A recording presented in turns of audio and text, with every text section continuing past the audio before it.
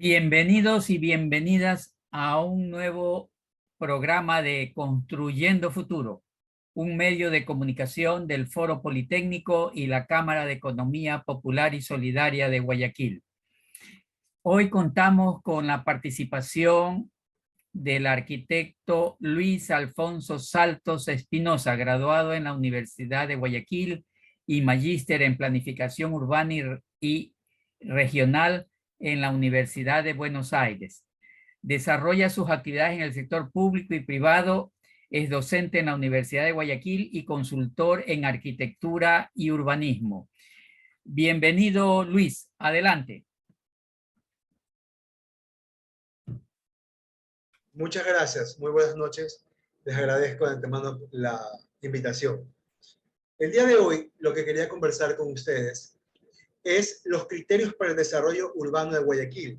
Como es un tema muy amplio, decidí enfocarlo a la nueva normalidad post-COVID-19, sobre todo tratando de entender cómo era el Guayaquil antes de la pandemia, durante y sobre todo los retos que implicó para el cambio de modelo y desarrollo de la ciudad. También voy a agregar ciertos temas, sobre todo a nivel de un marco teórico y marco jurídico, a fin de poder entender esta complejidad del tema de la planificación territorial. Un poco de contexto.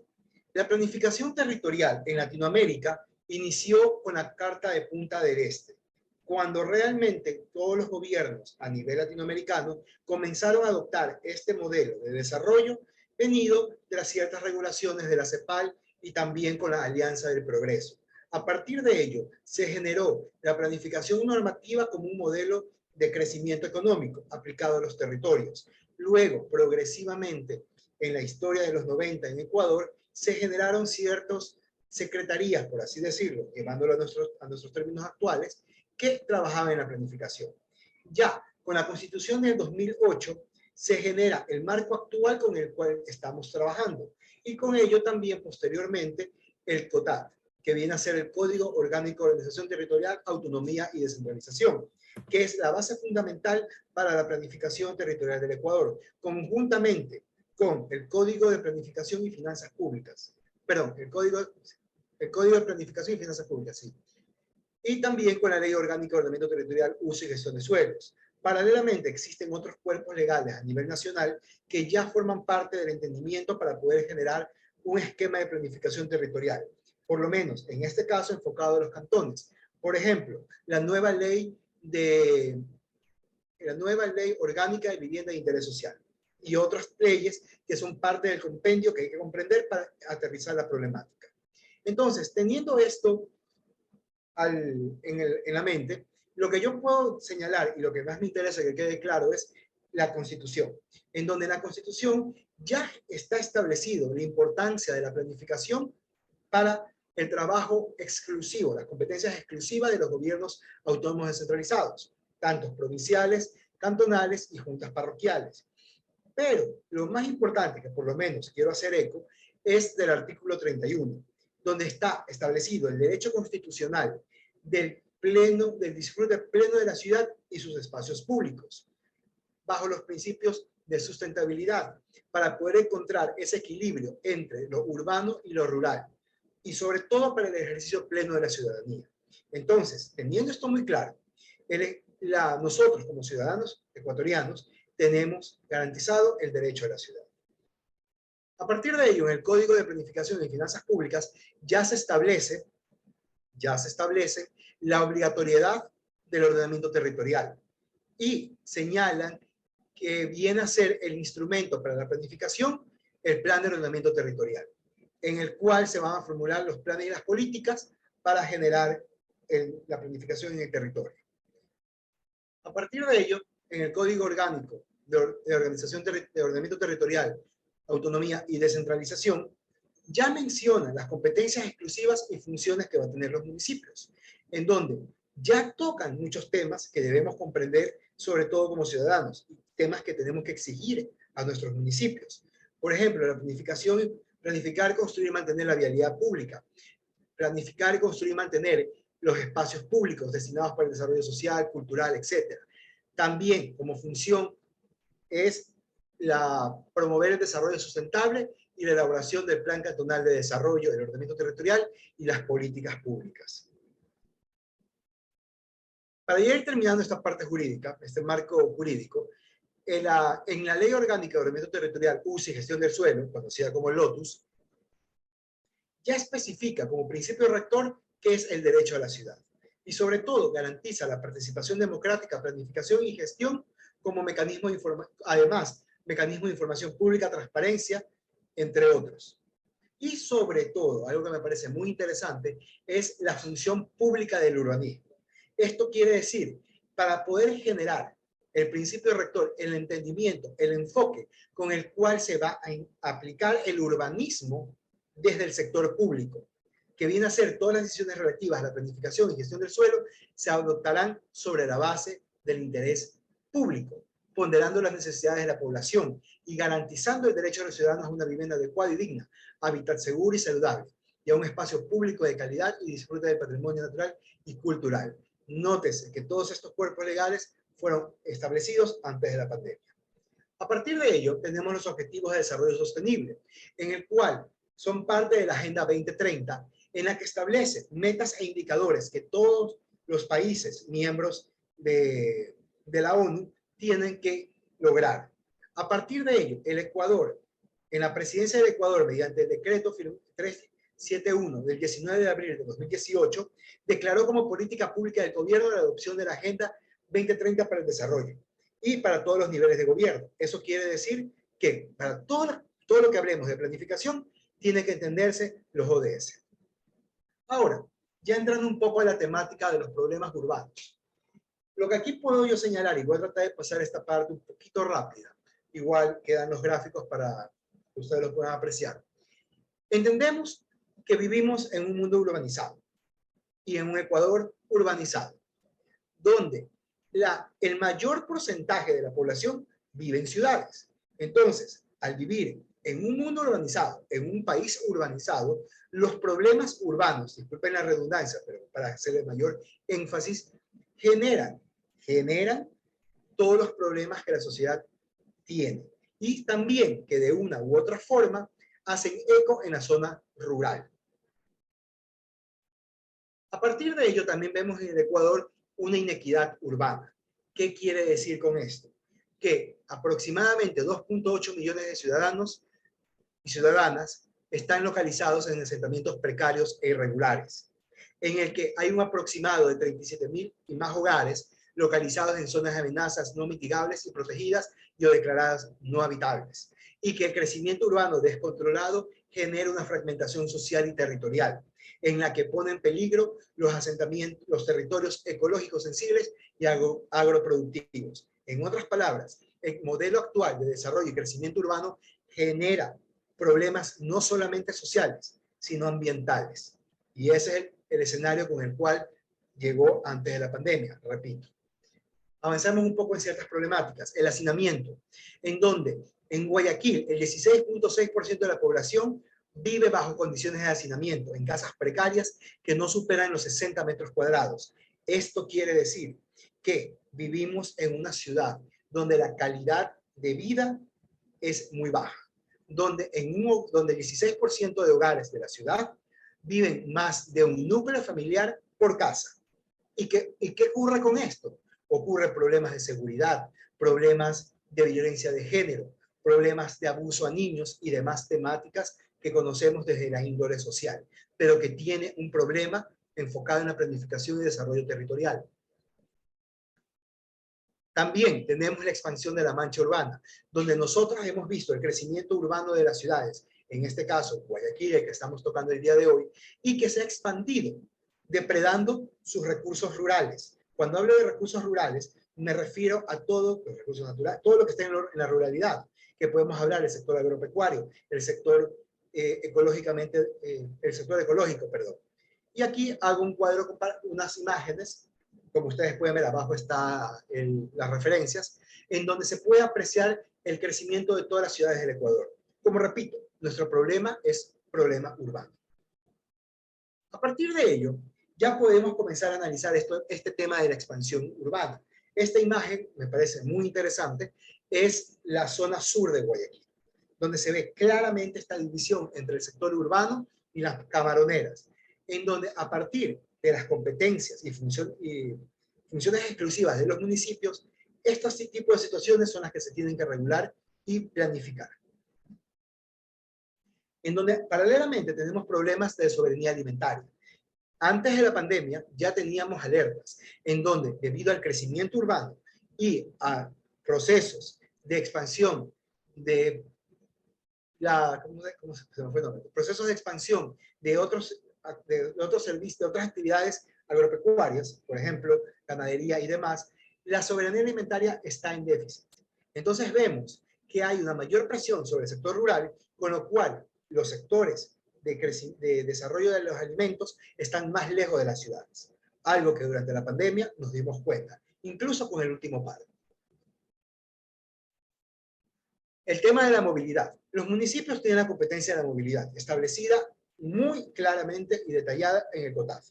Entonces, a partir de ello, hay que entender cómo estos municipios han asumido sus competencias, cuáles son el tipo de cómo se ha asumido esta competencia. Como ustedes pueden ver en el cuadro de la izquierda superior, se analiza el ámbito de la competencia, componentes y productos del modelo de gestión de la competencia en la gestión de la movilidad cantonal, en donde vemos que tienen la competencia por el ámbito de tránsito, transporte y seguridad vial. Entonces, aquí ya definimos los ejes con los cuales se tiene que analizar la problemática de la movilidad urbana, tránsito, transporte y seguridad vial, en los cuales, en los tres, está la facultad de planificación, regulación y control para los GAT cantonales. Tenemos, por otro lado, la movilidad terrestre. ¿Qué es la movilidad terrestre? El uso y el abuso, por así decirlo, del transporte particular, del vehículo, en donde ya la movilidad pública masiva no logra satisfacer las necesidades de los usuarios y con ello la mayor cantidad de personas prefiere un auto o un carro individual, lo cual está en su derecho. Pero por otro lado se generan estos problemas ambientales que ya conocemos. Tenemos también la escasez o la falta de manejo en el tema de la movilidad sostenible o la movilidad no motorizada, en donde ya ha habido problemas, accidentes lamentables, en donde muchas veces, debido a la falta de infraestructura y de una planificación integral de la movilidad, han sucedido estas situaciones. Y dentro del tema también del espacio público y diseño urbano, vemos un déficit de aceras, de ciclovías, de veredas, de espacios para poder generar un encuentro o una calidad de vida amplia, donde incluso es muy interesante analizar cómo era el Malecón 2000 antes de la regeneración urbana, cuando podíamos observar una acera de aproximadamente 6 a 8 metros versus a la acera actual que tenemos de 1,20 metros en el mejor de los escenarios. Entonces vemos cómo este cambio de modelo instalado previo al COVID ya ha generado este escenario con el cual la ciudad enfrentó esta pandemia y sobre todo también con el cual actualmente nos estamos desarrollando. Ya para ir cerrando la parte del antecedente, la informalidad laboral urbana, donde Guayaquil tiene un alto número de empleos precarios, de subempleo, donde antes de la pandemia ya había una tasa de empleo formal que decaía. Entonces, esta es una realidad urbana de Guayaquil. Ahora, analicemos un poco qué pasó durante la cuarentena. Vinieron los comunicados de cuándo fue declarada la emergencia, fue un 11 de marzo, un 11 de marzo, luego de que el primer caso fue diagnosticado el 29 de febrero. Desde el 17 de marzo se produce la restricción de movilidad y suspensión de trabajo presencial. Se restringen vuelos nacionales, transporte interprovincial, circulación particular, con excepciones. Y ya desde el 25 de marzo del 2022 se prohibía la circulación en calles, plazas, espacios públicos y vías del país, con una prohibición desde las 2 de la tarde hasta las 5 de la mañana. En otras palabras, para hacer un poco de memoria, porque no debemos olvidar cómo fue el caso de la pandemia en la ciudad, en donde Guayaquil fue conocida internacionalmente por los sucesos en sus calles, por los muertos en las calles, en el espacio público. Un escenario que no se veía desde las enfermedades de a fines del siglo XIX, cuando teníamos enfermedades y plagas como la fiebre amarilla y demás. Entonces, volvimos a tener estos escenarios donde en aquella época el higienismo, que era un paradigma de la planificación urbana, que era un modelo que habían aplicado en Europa años anteriores, fue adoptado. Entonces, si se dan cuenta, lamentablemente Latinoamérica, no hablo específicamente de Guayaquil, tenemos una tradición de cuando tenemos problemas, vemos afuera y luego importamos las soluciones, para bien o para mal, a medias o completamente. En donde la formalidad laboral comenzó a despegar, a generarse de mayor forma. ¿Por qué? Por el desempleo generado por causa de la pandemia. Entonces, todos esos antecedentes que hablamos hace un momento se venían incrementando progresivamente. No tanto, disculpen, no tanto progresivamente, más bien exponencialmente, por las situaciones que la pandemia acarreó. Además, había una entrega de kits alimenticios, en donde la pregunta era, ¿hasta qué punto era sostenible entregar kits alimenticios? ¿Cuál era el costo-beneficio? Desde el punto de vista social, por supuesto que sí, pero habían problemas estructurales que habían que resolver. Por otro lado, el distanciamiento social y la movilidad urbana. Evidenciamos que Guayaquil, el transporte público, lo menos que permitía era un distanciamiento social en picos de la pandemia. Incluso post cuarentena, aún veíamos esos escenarios. Donde ya la bicicleta comenzó a tener y a comprenderse como un transporte para el futuro de la ciudad. Donde ya esta noción y estos escenarios, incluso ya mismo van a ver en otras láminas, que ya países europeos, sobre todo europeos, ya estaban adoptando durante la cuarentena y sobre todo sus procesos y sus modelos de desarrollo urbano actuales ya se han mantenido instaurados con estas situaciones que la pandemia ocasionó. El distanciamiento social, donde las aceras no permitían mantener también un distanciamiento social. Y más que todo se transformaron en escenarios muy lamentables para poder generar esta situación de los cuerpos en las calles, como mencioné hace un momento.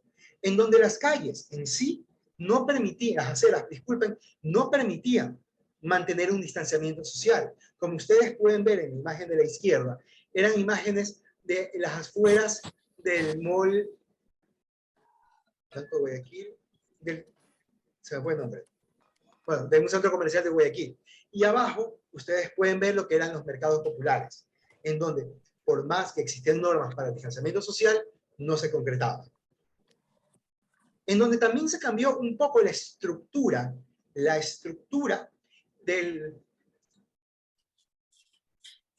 donde se cambió un poco la estructura de la convivencia urbana. Y esto es algo muy interesante. ¿Por qué? Porque muchas veces los procesos sociales de las ciudades evolucionan. Lo ha pasado en todos los desarrollos urbanos de las ciudades, históricamente, que viene de la mano del desarrollo tecnológico. Sobre todo en el tema del uso de las tecnologías de información y de comunicación, pero que también a la mano acarreó otros problemas, como las fake news, pero también, al mismo tiempo, permitió evolucionar hacia nuevas fuentes de trabajo y de comercio. La Big Data se trabajó, obviamente, durante el tiempo de la pandemia para poder monitorear todos los casos y las aglomeraciones, donde, como lo que dije en la parte inicial, cuando analizamos los antecedentes, se veía que era un problema netamente urbano. Incluso, como ustedes pueden ver en la imagen central, se podía localizar y mapear dónde en la ciudad existían mayor concentración de casos COVID.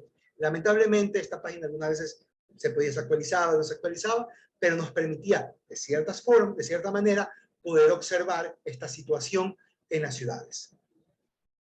Entonces, ¿qué es lo que nos queda, por lo menos en esta parte? La información. Y esta es base fundamental para poder entender, más adelante hablaré un poco de ello, de las Smart Cities o ciudades inteligentes, que fue el manejo de la información de una u otra forma, utilizando redes sociales o datos generados por el gobierno central, que permitió entender la evolución de la pandemia en Guayaquil, pero que se iba extrapolando a las medidas y a la política pública con la cual se iba gestionando y se iba manejando la pandemia en la ciudad. Entonces, para ir cerrando, ya analizamos el escenario previo a la pandemia. Analizamos qué pasó durante la pandemia en relación a la planificación y el desarrollo de la ciudad. Entonces, ¿qué nos queda? Primeramente, nos queda el debate internacional. El COVID-19 mostró las falencias heredadas en la planificación, ordenamiento territorial y políticas públicas, en donde en medios internacionales ya se mostraba cómo los problemas urbanos incrementaron el virus, incrementaron los efectos de la pandemia. Como ustedes pueden ver en la parte inferior, son unos datos que había sacado ONU Habitat. Perdón, Naciones Unidas, no ONU Habitat, solo Naciones Unidas, en donde pueden darse cuenta que alrededor del 95% de los casos de COVID han ocurrido en áreas urbanas. Un billón de personas en asentamientos informales. Y así sucesivamente. Y vemos, en este caso, los temas que incluso ya analizamos previamente sobre Guayaquil. Asentamientos informales, hacinamiento, carencia de infraestructura y servicios. Entonces, si este es el escenario, ¿qué nos queda? La generación de nuevos paradigmas urbanos. Paradigmas urbanos viene a ser, en una forma muy simple, el modelo, la visión, la filosofía con la cual se va a gestar, se va a pensar una ciudad. Los paradigmas urbanos han evolucionado igual que las ciudades. Existieron paradigmas para la ciudad industrial, para las ciudades entre guerras me refiero a europeas. Existieron paradigmas urbanos para el desarrollo de las ciudades post Segunda Guerra Mundial y así sucesivamente. Para el caso latinoamericano, por poner unos ejemplos, tenemos, como ya lo mencioné, el higienismo a finales del siglo XIX. Tenemos también procesos de modernidad urbana, la generación de los grandes proyectos, sobre todo en la época del centenario y demás procesos. Entonces, aterrizando un poco esta temática, los nuevos paradigmas urbanos se enfocan, por lo menos a mi consideración, se pueden enfocar en mejorar y hacer más habitables las ciudades. Aquí sí podemos incluir artículos en el artículo 31 de la Constitución, los Objetivos de Desarrollo Sostenible, y con todos estos insumos poder crear el modelo de ciudad con el cual queremos desarrollar. Además, romper un poco nuestros esquemas, pero estos tabúes, por ejemplo, de la densificación. Les muestro un cuadro en el que me parece muy interesante cómo un estudio realizado en 284 ciudades en China se determinó que una ciudad con mayor densidad poblacional tenía menor cantidad de infectados por COVID-19. Esto quiere decir que la densificación no incrementó los efectos del COVID-19, sino hubieron otros problemas urbanos que sí los incrementaban. También, como les había mencionado, el hacinamiento versus la densificación no es lo mismo el hacinamiento que la densificación. Entonces, si partimos del ejemplo del estudio anterior en relación que la densificación es buena, por así decirlo, entonces podemos ver que hacia eso tienen que apuntar las políticas públicas. Pero esto va de la mano de la generación de programas habitacionales con interés social para todos los niveles económicos de la sociedad, no solamente enfocados hacia un nivel socioeconómico. Pero también tenemos el efecto, sobre todo, como podemos ver en ciudades europeas, que ya París, sobre todo, que es un caso ya de estudio, de la ciudad de 15 minutos, por ejemplo, promovido por Carlos Moreno y por la alcaldesa de París, en donde si ya hablamos de generar una ciudad de 15 minutos llevada a nuestra realidad, es fortalecer las centralidades urbanas, hacer que las ciudades sean más caminables, más llevaderas, que no se necesite movilizarse tanto y sobre todo reducir, como ustedes pueden ver en el texto de la izquierda, reducir, por ejemplo, la concentración la disminución de traslados urbanos, la concentración de servicios y demás tópicos que van de la mano en momento de potenciar las centralidades. Pero también, si ya tomamos un contexto, como ya hemos hablado, regional. Incluso hablamos de lo que estamos hablando de un problema urbano, los problemas actuales del mundo. Hablamos también de la interconexión, del fortalecimiento regional del Ecuador, en donde podemos hablar de la interconexión regional urbana para poder solventar las necesidades y falencias que las ciudades tengan. El gráfico de la izquierda siempre ha sido un gráfico, un mapa que me ha gustado desde que las Emplades, en su momento las Emplades, lo sacó, porque se puede entender cómo está analizado en ese momento esta distribución y jerarquización de las ciudades. Y vemos claramente cómo está Guayaquil. Pero esto no es algo nuevo. Incluso en un libro, en el libro del Espacio Urbano del Ecuador, de la Red Urbana Regional de Crecimiento, en 1986, ya había un estudio a partir de esta regionalidad. Algo que, como un paréntesis, ya es algo que se podría debatir y analizar cuando se habla de los temas federales y metropolitanos. Y hablando de las escalas metropolitanas, tenemos, por ejemplo, Guayaquil. Ya entender que la planificación de Guayaquil no puede seguir siendo cantonal, sino tiene que tener un contexto regional. La ciudad, perdón, los cantones, los GATS cantonales, a partir de los cuerpos legales que ya había mencionado anteriormente, hay mecanismos para poder trabajar una planificación de forma mancomunada. Existen proyectos mancomunados, pero no existe una planificación mancomunada. Ojo, planificación integral. Pero aquí siempre quiero hacer ya un eco de algo. Guayaquil es el caso que nosotros pues estamos conversando el día de hoy sobre la región metropolitana, pero también ya vemos otras regiones metropolitanas, perdón, áreas metropolitanas en desarrollo y ya consolidadas en muchos aspectos. Por ejemplo, la de Santa Elena con Libertad y Salinas. Además, hay que redefinir los criterios de diseño urbano.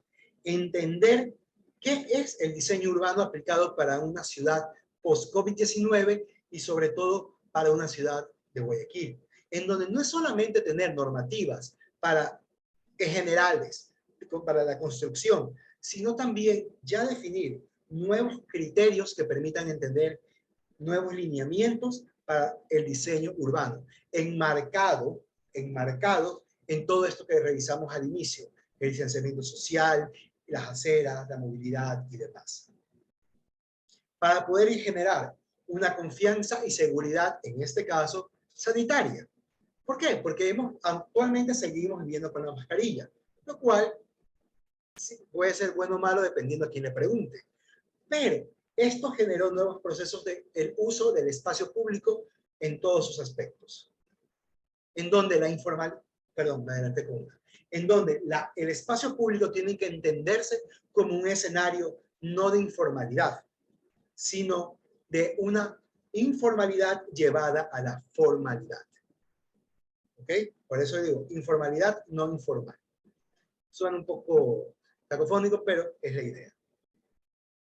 En donde la movilidad sostenible ya se ve a nivel mundial cómo se ha trabajado desde una óptica de la planificación, en donde la planificación de la movilidad sostenible tiene que ser un eje fundamental para poder entender las ciudades actuales, sobre todo post-COVID-19, y con las necesidades para poder, para poder alcanzar los objetivos de desarrollo sostenible de la Agenda 2030, en donde no es la sumatoria de proyectos específicos, sino la generación de un gran plan maestro para saber cómo se va a ampliar progresivamente una red, cómo se va a integrar con los demás sistemas de transporte. En donde, por ejemplo, me acuerdo tanto que la primera noticia que revisé sobre esto era el caso de Milán, incluso antes de París, en donde ya, por efecto de la pandemia, se iba a trabajar en la reducción del vehículo. Por último, el manejo de la Big Data. ¿Y por qué quiero hacer énfasis a esto? Porque lo que más falta y lo que más, a mi consideración, y esto sí lo quiero muy claro, a mi consideración, uno de los mayores problemas para la planificación territorial, no solo de Guayaquil, sino de las ciudades del Ecuador, es la falta de información.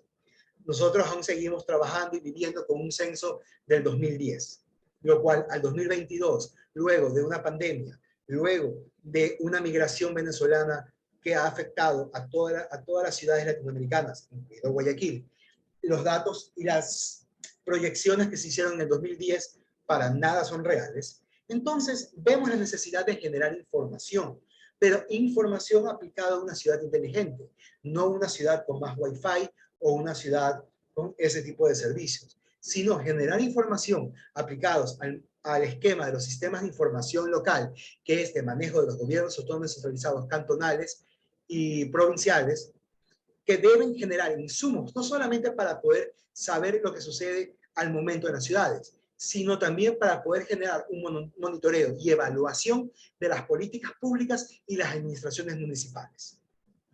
Entonces, y ahora, ¿qué nos queda? ¿Qué nos queda? Nos quedan estas preguntas. ¿Qué haremos para proteger a los más vulnerables? ¿Qué haremos para que las ciudades sean más resistentes a las crisis futuras? ¿Qué haremos para que los espacios verdes y azules frente al centro de nuestras... ¿Cómo haremos que los espacios verdes y azules tengan una mayor preponderancia para el desarrollo de las ciudades? ¿Y cómo abordaremos seriamente el hecho que no es solo física, sino económica, social y ambiental, que las ciudades están conectadas con sus regiones circundantes? En otras palabras, tenemos un reto de una planificación territorial real, participativa, con datos que la sustenten y sobre todo con una proyección a mediano y largo plazo. Gracias. Excelente exposición, Luis, en que has abarcado varios aspectos de incidencia de la pandemia del COVID-19 y la desnudez de las falencias de la ciudad en función de esa pandemia. Yo podría agregarte una inquietud, cómo también considerar dentro de esta nueva planificación, de estos nuevos criterios de planificación, la realidad de contar con un cambio climático que ya no es una expectativa, que ya vivimos a nivel mundial sus efectos. ¿Cuáles serían las características principales a considerar, particularmente en la ciudad de Guayaquil?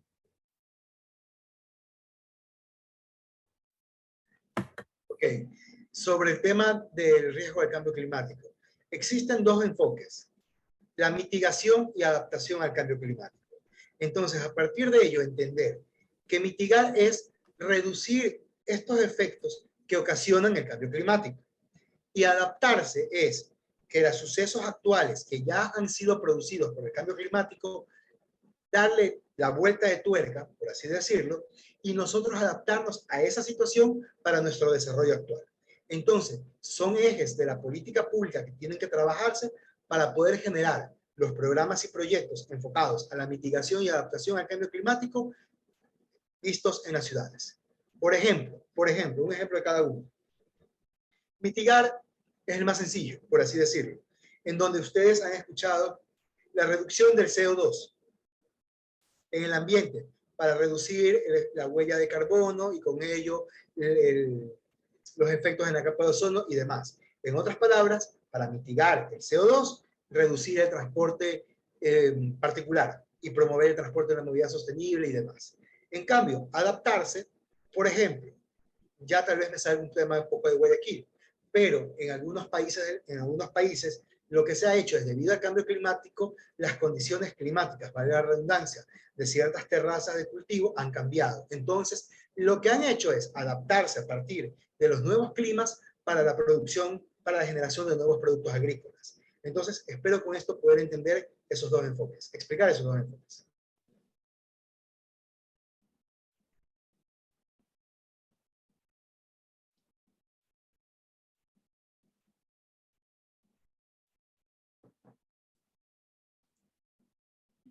No sé si puedo preguntar algo, Alejandro.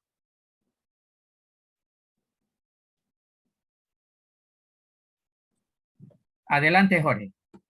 Mira, a mí me pareció muy interesante la intervención del arquitecto Saltos. Sin embargo, me parece que habría que tratar, aprovechando este proceso electoral que se viene para el 2023, en la cual va a haber renovación de los GAT, tratar de empujar hacia algunas cosas que me parecen importantes, especialmente nosotros en la zona 8, donde tenemos una conurbación, donde el arquitecto lo plantea muy bien, es decir, ya no más podemos planificar los cantones por separado, el desarrollo de Durán, San Borondón, Guayaquil, el mismo Daule, el mismo Salitre, que están ya interconectados, es decir, en una gran conurbación, y habría que plantear este problema de que se abre un debate sobre el tema de pensarlo desde la perspectiva de la mancomunidad para desarrollar algunos temas, el tema de la seguridad, el tema de la prestación de servicios públicos básicos, el tema del control del uso del suelo, etcétera, etcétera, etcétera. Me parece que eso abre un debate interesante. El otro debate que me parece que también tendría que abrirse a partir de estas perspectivas que se nos plantean post-COVID y el desarrollo urbano, es un replanteamiento de esa superintendencia de suelos, que me parece que no juega ningún rol y que más que todo la veo como una cuestión decorativa. Porque el tema de los PDOT, por ejemplo, se ha convertido en una cuestión tan formal que esa superintendencia que tiene la obligación de actualizarlos de manera permanente, no tiene la capacidad como, digamos, la capacidad para poder revisar cada uno de ellos y poder reorientar ese tipo de desarrollo, y casi todos son una copia de unos y otros, porque se convirtió también en una forma de negocio de los gobiernos autónomos descentralizados, que contratan consultores que simplemente copian modelos. Por ejemplo, el de Durán es un copy-paste del de Cuenca, ¿no? Y así sucesivamente. Además que hasta ahora la mayor parte de cantones no han presentado los PDOT actualizados. El de Guayaquil tiene uno que se elaboró hace algún tiempo y que se supone dura hasta el 2025, creo, una cosa así. Es decir, por allí también se viene otro debate que podría abrirse para tratar de que esa superintendencia juegue un rol diferente al que en este momento juega. Es decir, ¿para qué se crea un organismo que a la final no sirve para lo que se creó?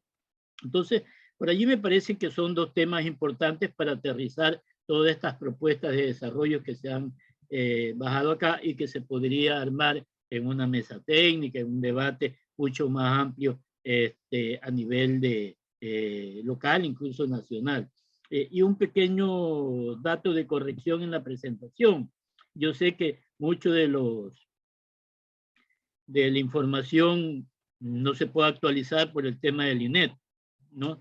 Pero este es un dato de, usted pone 1.500 y no pone millones de personas contagiadas por COVID. Eso sería que corrija para que no quede como 1.500 personas.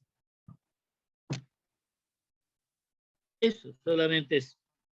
Ya, ahí como para cerrar su idea, efectivamente.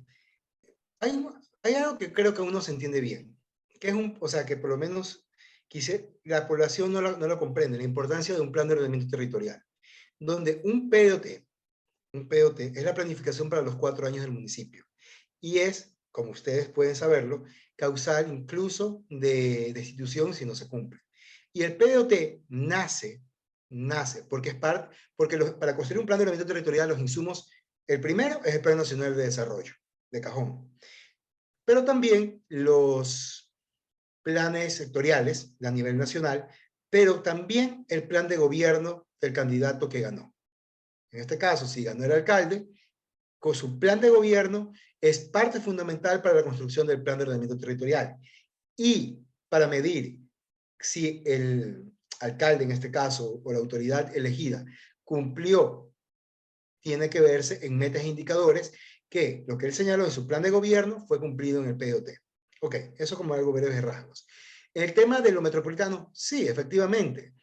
Lamentablemente, por ejemplo, vemos como ni siquiera hay un consenso en el tema metropolitano de los candidatos. Sería interesante ver alguna lista que presente planes de gobierno estructurados, a una escala metropolitana. Si una lista presenta los candidatos para Guayaquil, San Borondón, Daule y Durán, ok, sería interesante ver que esas agrupaciones presenten los planes de gobierno articulados. Es un trabajo muy, muy, muy difícil, pero tampoco es imposible. Es imposible por el tiempo, pero si hay voluntad política y recursos, se lo puede hacer.